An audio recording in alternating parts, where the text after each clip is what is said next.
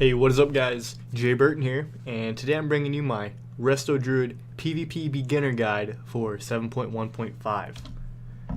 What I'm going to cover are talents, honor talents. I'm not going to talk about artifact weapon traits because at this point, really you should have all of them. They're easy to get through now, easy to farm, so not really going to talk about those. I'm going to talk about macros, add-ons, and comps. Alright, so let's get started. So in the talent tree, I'm just going to talk about what you should use and what you could consider. In the top tier, Cenarian Ward is the best thing to go. At a 30-second cooldown, it heals for a massive amount over 8 seconds. And, if you look up here, it is not a magic buff. It cannot be purged off or spell stolen. That's very important. Prosperity, I used to think was okay because Swiftman was pretty good, so having 2 charges and a shorter cooldown, plus it synergized really well with Soul of the Forest, I thought it might have been pretty legit, but Soul of the Forest just is not strong enough to be considered viable. Second tier, just Displacer Beast. Sometimes you could consider Renewal if you're in a situation where you're versing like a Turbo Cleave, and your own teammates don't have much peeling ability, like you're also running Turbo Cleave. If you're in a situation where it's who can kill the healer the quickest, Renewal could be something worth considering. Remember, always go in bear form when you use Renewal. You get a bigger amount of healing from it. Third tier, Guardian Affinity is the only thing to consider in this tier. You get a solid damage reduction, and when you go bear form, you can use Iron Fur, which increases your armor by a lot, and gain Frenzied Regeneration, which is a nice heal while in bear form. 60 tier, Mighty Bash and Typhoon are the only things really worth considering. Still, most of the time I go Mighty Bash because if somebody's on you and bursting you, being able to get a nice 5-second stun on them is really important. Now, maps where there's like bridges or in sewers where you can knock people down, Typhoon is worth considering.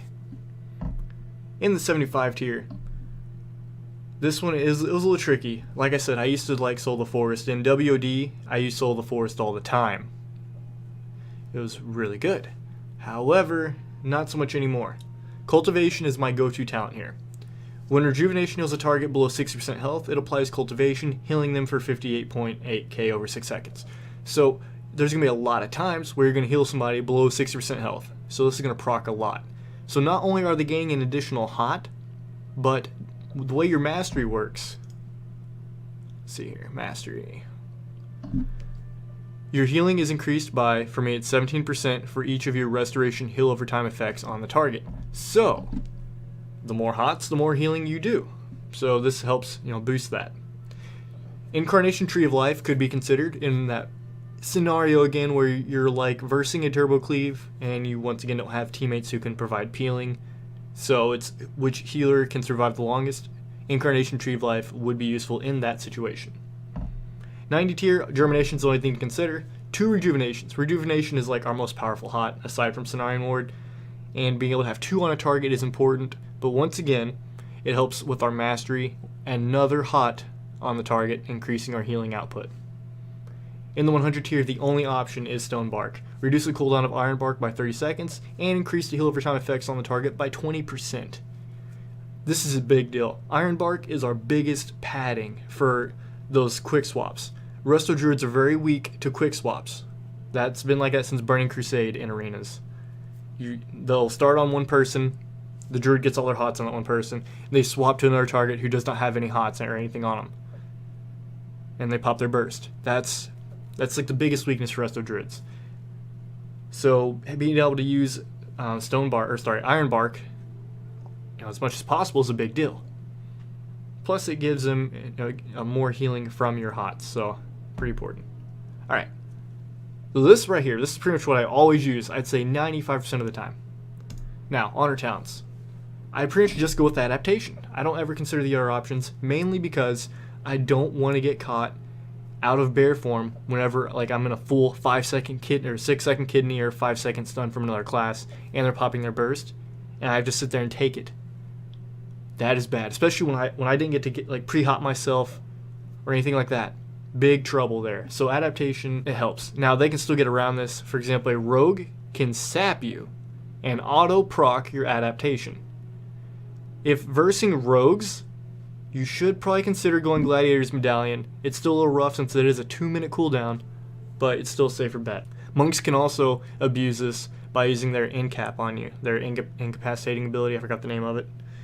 It's a short cooldown. It's like 15-second cooldown, and it can pop this. So, versing monks and rogues, consider taking Gladiator's Medallion. In the second tier, you just want to go Defender of the Week. All three options are pretty cool, but Defender of the Week benefits Resto Druids more than any other healers. The reason why. So, when you heal somebody, you gain 20% haste, right? For other healers, this means they can cast quicker. They can burn through their mana quicker. You still just use one rejuvenation, but with the 20% haste added, it'll tick more. So you get more out of a single cast, whereas other healers don't. They just get to cast more. So mana-wise, this is great for you. Plus, this will make it easier to get your cyclones off and such, but just really nice for your hots. And you'll have such a high uptime on this ability, because you'll have hots on pretty much everybody, and anytime somebody drops below 50%, boom, you got this for 5 seconds. You're going to have this at least 60% of the match. Third tier. This is a pretty hard one. Druid of the Claw is great if you know you're going to get trained. If you know 2 melee are going to be sitting on you, this is not a bad option. Reduce the chance to be critically hit when in bear form, and attacks have a 10% chance to cause you to cast Rejuvenation on yourself for free. With 2 melee, this is pretty much up all the time. However, there's still other options to consider. Thorns, you can really punish a group for sitting on you, like especially when you see their burst up and you pop Thorns, they really don't want to stop DPSing you. If they're a dual wielding class like Rogue Shamans, this is going to hurt them a lot. Plus, Thorns can be used on other players, whereas Druid of the Claw is just for you. Same thing with Disentanglement. This can be used on other players instead of just you, so that's why I like Disentanglement and Thorns more than Druid of the Claw, because if they don't even sit on you, this is wasted talent right here. And Disentanglement not only allows you to get away from people, it allows your teammates to get away from people or catch up to people. So, most of the time I do take in Disentanglement, but Thorns is worth considering. Next tier, I just go Cyclone. Ever since Burning Crusade and when Cyclone got introduced, this talent, or well, this ability, has been so amazing. Me picturing myself doing arenas without Cyclone, it's a scary, scary thought. Now, there is a situation where you could take Deep Roots, where your Entanglement Roots doesn't break from damage. If you're in a dot comp, like with Shadow Priest and Warlock, Fear shares diminishing returns with Cyclone, so that's a big no-no there. And dots won't break the roots. Like if you're versing some type of melee comp or a comp at least with 1 melee DPS, you can annoy them so bad they can be taking dot damage and being rooted. If the healer has to dispel the root, they're going to get the dots too. So the big Unsable Affliction or the Vampiric Touch Fear. So there's a lot you can do. That's the only options I'd really look at, but most of the time Cyclone. Now in this tier, Revitalize sounds interesting because it's that extra heal and it refreshes Rejuvenation, but once again, back to that whole Ironbark is really important for us. Fortified Bark reduces the cooldown of Ironbark by an additional 15 seconds, bringing it down to a 45-second cooldown, and increases the damage reduction by an additional 15%. Once again, the more you can use it, the better off, so I feel like that's a must in that one. And this last tier, you can really go with any of these options. The only time I would for sure say go early spring is if you're versing a, once again, double melee comp and they're sitting on you and you don't really have much room to cast. Trying to fish for that juke is going to be annoying, especially when they're not falling for it. Being able to have an instant cast, pretty powerful AoE heal would be great. Especially melee cleaves are going to be damaging your teammates while they're hitting you. The other options aren't bad, but just early spring has so many uses. You have to be careful though, early spring does use a lot of mana. Or not early spring, but wild growth does use a lot of mana, so you gotta watch out for that. You can't just spam it all the time. Okay, so that's it for talents. Let me move on to macros really quick. I don't really do anything crazy with macros. I use Mouseover macros. I did a whole video on this. I'll have it linked in the description below with more in-depth detail. But Mouseover macros allow you to heal teammates by using your mouse and hovering over their character or their portrait. And you can heal them without targeting them. You don't have to click them at all. So you can target an enemy player and have your focus set on a separate enemy player while you're healing your entire team or dispelling them or whatever. So you can be watching 2 people, watching their buffs, debuffs, everything while you're still healing. It's pretty cool. You should at least try it out. It takes a little getting used to. It may not be for you, but it is worth trying it out. I'll put some examples of these in the description below as well. Now, add-ons, there's only 2 I really recommend. So Omnibar, it's this right here. Whenever somebody uses their interrupt, it'll show up with their little icon, and it'll show how much longer is left on the cooldown. So this is where the concept of juking comes in. If you don't know what juking is because you're new to arenas, that's fine. Juking is where you go to cast a spell and you fake it. Cast a spell, you fake it. You're trying to fish for an enemy interrupt. You want them to try to interrupt you, and then you dodge it. Then you'll get like a little icon. Once again, when one pulls back up, one of their icons will pop up, and you're like, oh, I just got them to try to interrupt me. Boom. Now I can free cast. I don't have to worry about getting interrupted. So you can go for those regrowths or cyclones, whatever. Really, really helpful add-on. You can also configure it to make it show big DPS cooldowns from the enemy, like Avenging Wrath, or Counter-Strike Totem from Shaman, other defensives, anything you want. Really cool add-on. The next thing is Gladius. You don't have to have Gladius, but it does cool things. Like on this left side right here, like it shows a polymorph icon. This is how long it has for diminishing returns. So he recently got sheeped, in 8 seconds, 7 seconds, 6 seconds, in 5 seconds, that diminishing returns will wear off and he can get a full polymorph. That's what that means.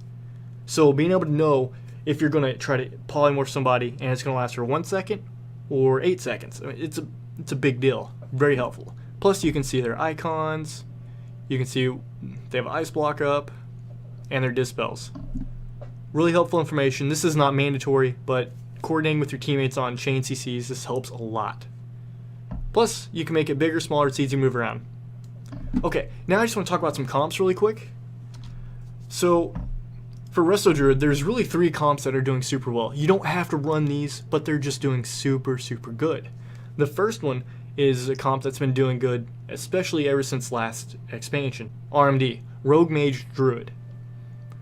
This has like the most CC in the game.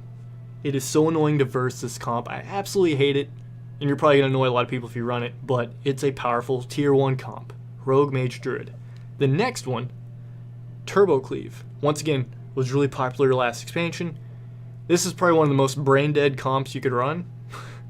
I don't mean that in a mean way. It's just most melee cleaves are just herb derp, burst, and go for the win.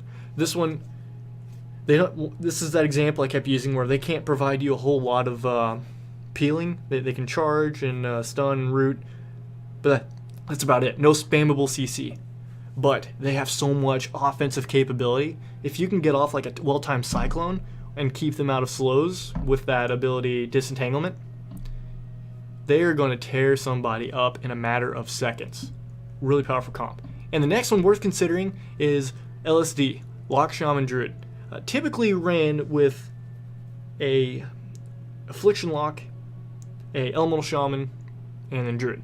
But there's also a version, I think it's actually more common now, is Enhancement Shaman, Affliction Lock, Druid. Demo Lock can also go with Enhancement, but Affliction's just easier to play, honestly. Those are the 3 comps I really recommend. RMD, Turbo, and LSD. Now, you don't have to run those. You can run whatever you want. Those are just established comps that for sure have a place in the tier list. As a Resto Druid, your biggest weakness, people will be swapping targets a lot. You need to get in the habit of at least trying to keep a regrowth on everybody. Most of the time, you want to be ready for those quick swaps. If they catch somebody naked with outing hots and you get CC'd when they switch, that's really bad. Try to avoid that. Use your barks or your ironbark as little as you can. You don't want to waste it when they're not bursting. And you really want to avoid popping bark skin on yourself and ironbark on yourself as well at the same time. That's a big waste. There will be diminishing returns in their benefit. Don't do that. If you guys get any other questions regarding Resto Druids in PvP, or even PvE for that matter, leave a comment below and I will answer it to the best of my ability, or I'll point you in the right direction. Alright guys, thanks for watching.